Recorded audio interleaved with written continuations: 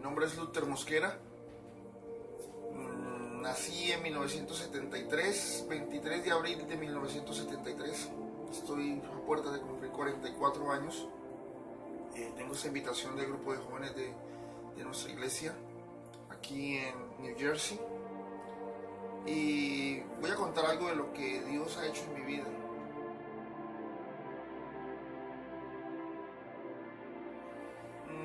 En la época que yo crecí, en los 70s y 80s, eran hogares donde se hablaba mucho sobre el catolicismo. Colombia es un país marcadamente católico y vengo de una familia muy católica, demasiado católica. En mis vacaciones nos llevaban a las iglesias, a visitar santuarios, a rezar 1000 Jesuses contados por maíces.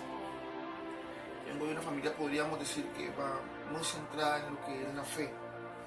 Y le doy gracias a Dios por eso, porque de una u otra manera siempre tuvimos el temor de Dios. Tal vez no muy a la luz de la palabra, pero sí sabiendo que había un Dios. Y le doy gracias a Dios por mi familia.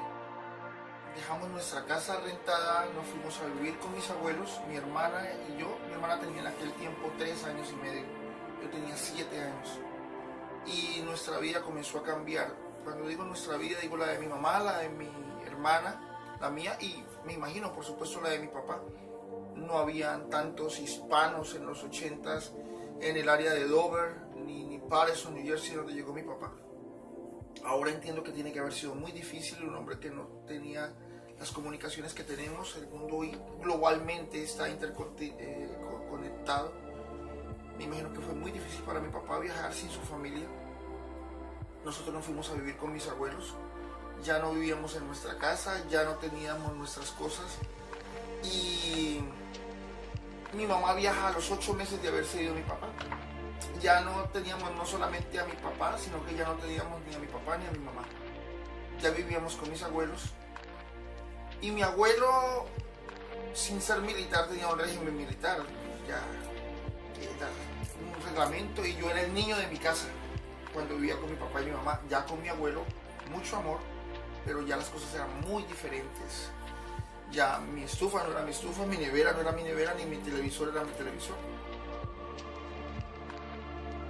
Lo que quiero reflejar es que los cambios para un niño de 7 años son impactantes, y no porque mis abuelos querían hacer algo malo, sino que entiendo que tomar decisiones pensando hacerlo bien, pero sin tener los pies en la tierra, no nos damos cuenta que va a impactar nuestro entorno.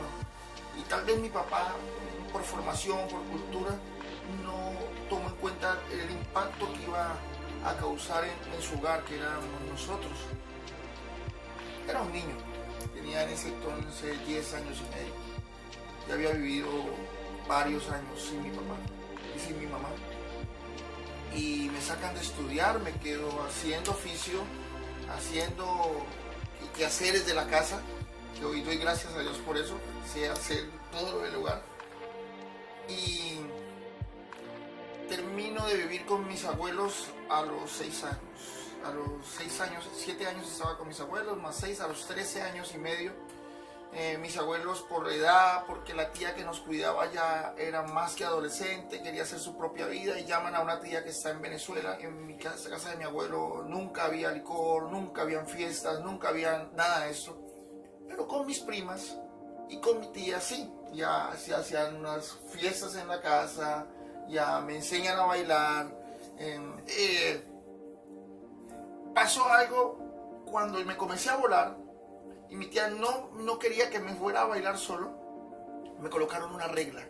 Si llegaba después de las 10, 11 de la noche, me dejaban en la calle. Y me comenzaron a dejar en la calle. Afuera de mi casa habían carros parqueados y había un celador vigilante o guachimán, le dicen en Colombia, por decir watchman, dicen guachimán. Y él me dejaba dormir en un carro. En una de esas que no entré a mi casa, me quedé en un carro. Y me dijo, acuéstate en un bus. Y cuando entro al bus, había otro vecino del barrio. Parecía una discoteca, tenía 2 amigas. Él acababa de llegar de Estados Unidos, era como el wow de la película de mi barrio. Y cuando llego, hola, venga, negro, acá conmigo, tómese unos tragos. Y seguí bebiendo, como a las 3 de la mañana, pues seguí bebiendo. Y me mareaba el licor porque había bebido ya mucho. Y abrí una bolsa con un polvo blanco. Brillaba, parecían cristales. Y me decía, métase un pase. Y yo, no. Métase, hombre, para que siga, para que se pare. Fue la primera vez que consumí droga en mi vida. Yo comencé al revés, dicen, porque todo el mundo comienza fumando marihuana. Yo comencé consumiendo licor, cigarrillo y perico.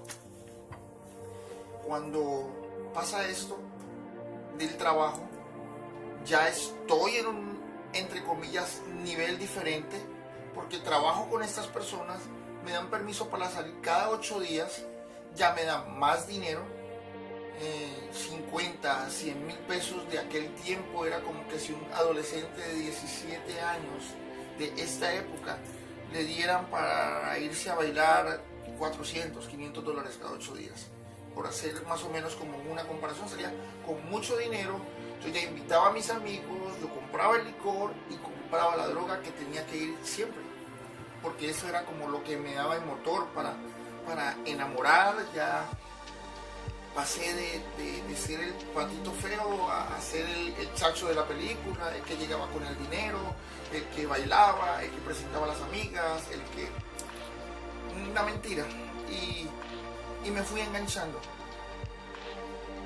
Que no volví a vivir en mi casa casi durante un año. Y me fueron a buscar una vez y me dijeron, Luther, ¿qué quiere hacer? ¿Seguir trabajando con nosotros, irse a manejar una plantación, o se quiere salir? Esa tercera opción yo creo que en la vida no me la dieron sino a mí. Estuve arrodillado con una pistola en mi cabeza. Habían pagado por mi cabeza. Yo creo que había una foto en una oficina de sicarios. Ya habían pagado por mi vida. Yo ya salía escondido. Estaba muerto. Realmente estaba muerto, tanto espiritual, moralmente, y ya estaba pago. Ya era cuestión de días para que me mataran. Y mi hermana me hace la propuesta de que me vaya a un centro de rehabilitación. Habían hecho limpieza social, le habían matado. Todos mis amigos están muertos. Y los que no están muertos, tengo uno de mi misma edad que está pagando 42 años de cárcel. Y cuando me lo propone, me voy para el centro de rehabilitación en el Cauca con el director Hernando Cajiao. Yo llego como a 3 horas de mi ciudad, en medio de la selva, llego como por la noche. Y el primero que veo es al amigo mío, que una vez intentó matarme en la calle con un cuchillo, consumiendo droga. Cuando luego se me va acercando, pero cuando se me va acercando está inmensamente grande. Y yo me quedo mirándolo y yo no entendía qué pasaba. Y me dice, bienvenido, Cristo te ama.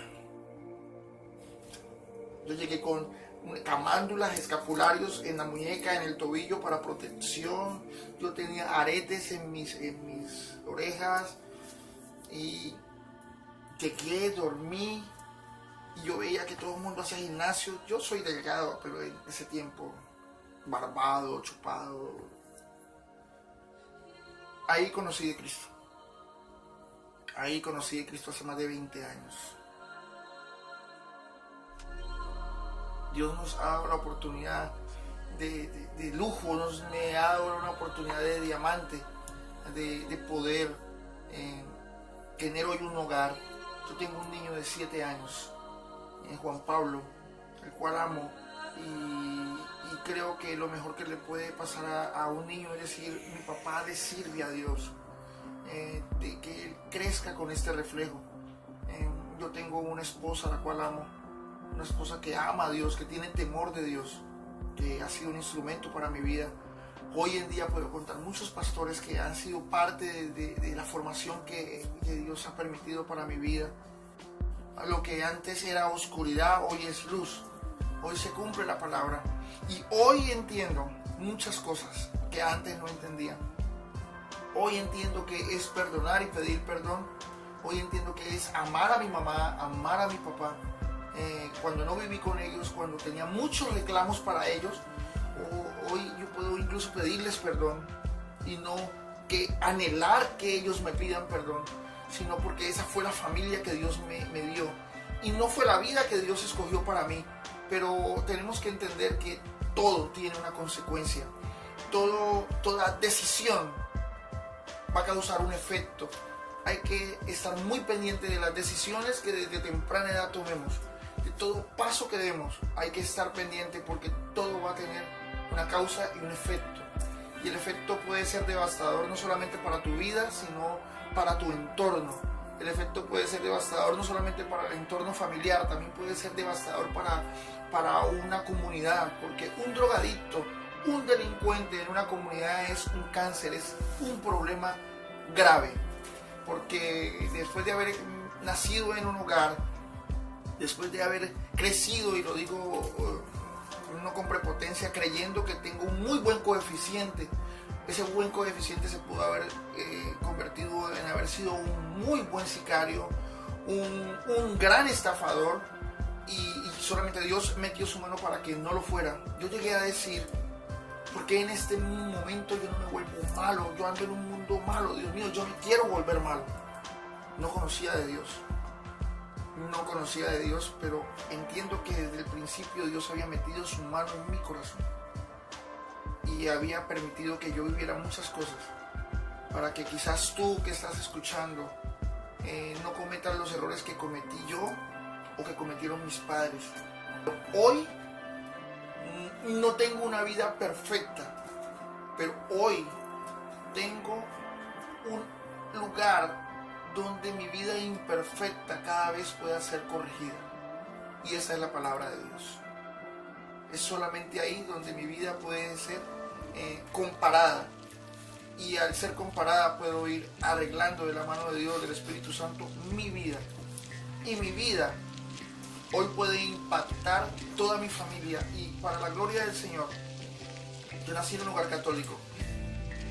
Y hoy más del 70% de mi familia es cristiana. Ha sido una vida difícil, pero hoy puedo decir que soy feliz.